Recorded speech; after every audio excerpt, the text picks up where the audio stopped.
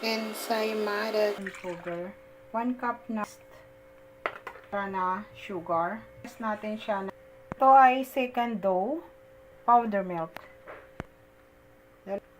1/4 teaspoon salt, 3rd cup sugar, igyog. Natin pinausa na yes. Natin ipaprocess dito super. Homemade improver ito. Halo. Then pang kailangan natin sugar. And haluin lang natin. Kailangan halo. Dough improver. Unti-untiin natin ihalo.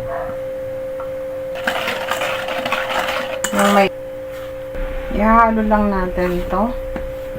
Para sa maging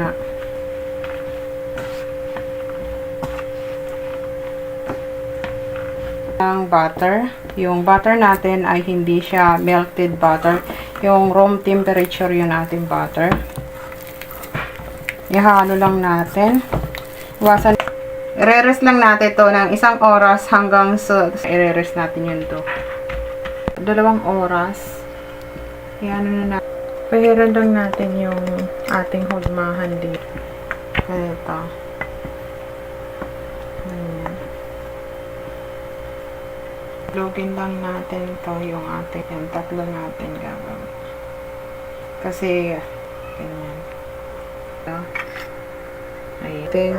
End lang natin ng king. Talangan lang.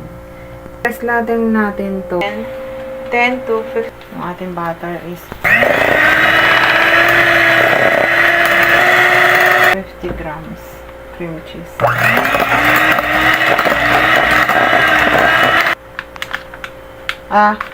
Sugar pack.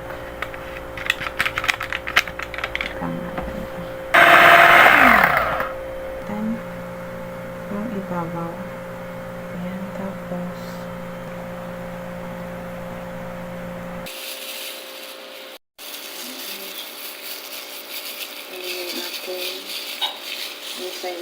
natin hanggang sa matapos, guys. Ensaymada cheese. Ang sarap. Yummy. Ng ibang merienda. Subukan nyo to. Sarap. Delicious.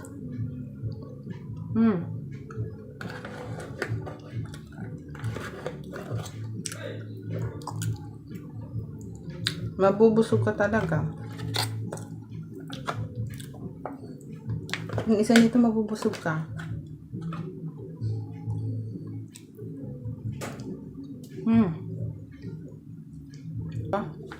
Hindi mo na titigilan. Lulubayan hanggang sa mabus mo na.